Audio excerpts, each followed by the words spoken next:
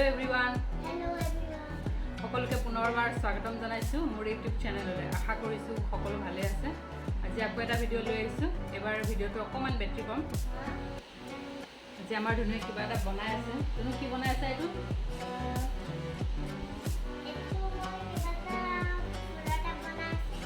ফুলটা তাই ধুনীয়াকৈ ড্ৰয়িং কৰি বনাই আছে ইয়াতে তাই কালাৰ পেন্সিলেৰে এটো আসলতে তাই কোৱা পেডিয়াচিয়াৰৰ বক্স পেপাৰ উপৰখিনি এৰুৱাই দিছে গাইস কিন্তু এটো কালাৰ এক বয় স্কেচ কালাৰ কিন্তু এটো মাৰ্কেটে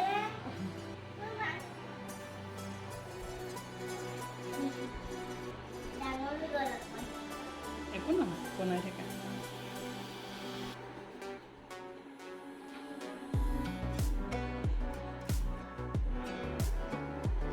ধুনীয়াকৈ বনাইছে অকণমান স্কেচ পেন কাৰণে ভালকৈ শুকোৱা নাই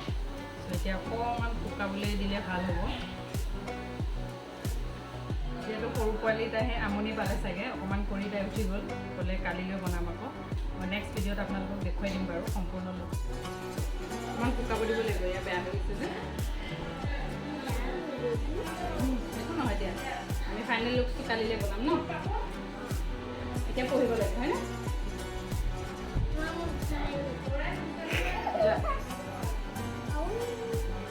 মই পাকঘৰলৈ যাওঁ খানা বনাওঁগৈ পাকঘৰলৈ গৈছিলোঁ কিন্তু দাদাই উলিয়াই দিলে আজি দাদাই বনাই আছে গোটেই খানাটো হেনো আজি দাদাই মই দেখাম বাৰু ভিডিঅ'টোত দাদাই কি কি বনাইছে দাদা ছুটীত আহিলে তেনেকৈ বনায়েই খানা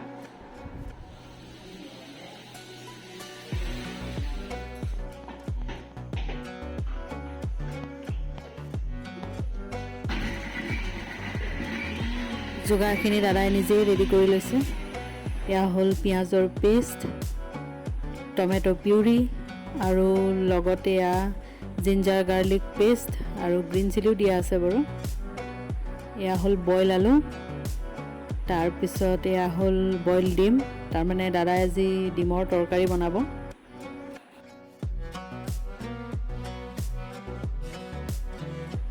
ডিমখিনি অকণমান নিমখ হালধি সানি ফ্ৰাই কৰি লৈছে আৰু লগতে সেইটো কেৰাহীতে আকৌ আলুখিনিও ফ্ৰাই কৰি লৈছে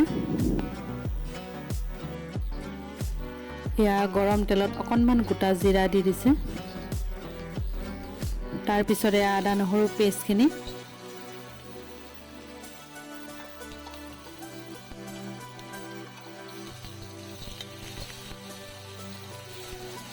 অকণমান লৰাই লৈ তাতে পিঁয়াজৰ পেষ্টখিনি দি দিছে দাদাই যেতিয়াই ছুটীত আহে সি এনেদৰে আমাক ৰান্ধি খুৱায় আৰু বনায়ো খুব ধুনীয়া এয়া অকণমান নিমখ দিছে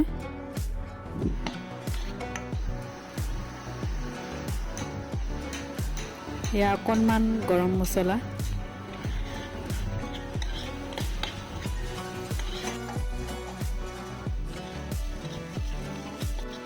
তাৰপিছত অকণমান সি জিৰা গুড়ি ধনিয়া গুড়ি আৰু ৰেড চিলি পাউডাৰ দি অকণ ফ্ৰাই কৰি ল'লে এয়া অকণমান জালুকৰ গুড়ি এয়া অকণ হালধি পাউডাৰ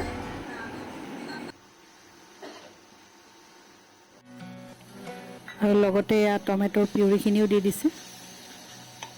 গোটেইখিনি এতিয়া অকণমান ফ্ৰাই কৰি লৈছে ভালকৈ ফ্ৰাই হোৱাৰ পিছত তেলটো যেতিয়া অলপ বিৰিঙি বিৰিঙি আহিছে তাৰপিছত অকণমান পানী ঢালি দিছে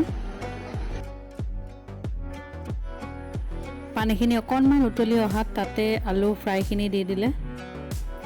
তাৰপিছত এয়া ডিমখিনিও দি দিলে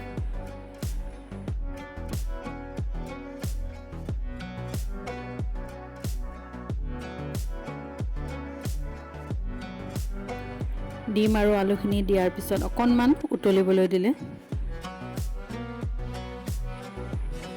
তাৰপিছত এয়া হ'ল ভাতকেৰেলাৰ পকোৰা বনাব কিন্তু অকণমান বেলেগ ষ্টাইলত বনাব ভাতকেৰেলাখিনি আগতে পানীত এনেদৰে সিজাই লৈছে ভাতকেৰেলাখিনি সিজাৰ পিছত ইয়াৰ ভিতৰৰ গুটিখিনি এনেদৰে চামুচেৰে উলিয়াই ল'লে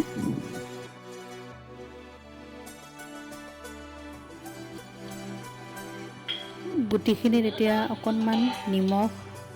পিঁয়াজ, জলকীয়া আৰু লগতে অকণমান সৰিয়হৰ পেষ্ট দি গোটেইখিনি একেলগে সানি ল'লে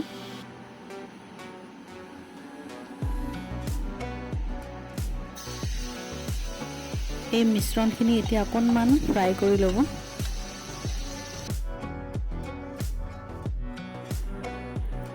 মিশ্ৰণখিনি ভালদৰে ফ্ৰাই হোৱাৰ পিছত এতিয়া ভাতকেৰেলাত এইখিনি ষ্টাফিং কৰিব আৰু ষ্টাফিং কৰিবলৈ অকণমান ঘোলো ৰেডি কৰি লৈছে। ইয়াত অকণমান আটা আৰু বেচনৰ গুড়া মিহলি কৰি এটা মিশ্ৰণ বনাই লৈছে। মিশ্ৰণটো বনাওঁতে যাতে বেছি পনীয়াও নহয় আৰু বেছি ডাঠো নহয় তেনেকেই বনাই লৈছে।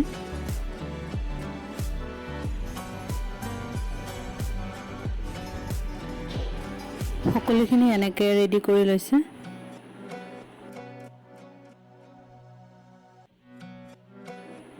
তাৰপিছত এনেদৰে তেলতে ফ্ৰাই কৰিছে।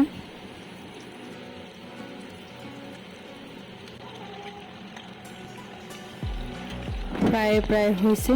এয়া হ'ল ভাতকেৰেলাৰ পকোৰা আৰু এয়া দাদাই বনোৱা থালিখন প্ৰায় ৰেডি।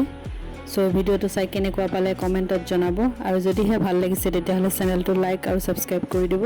আজিলৈ এৰিছোঁ, সকলো ভালে থাকক।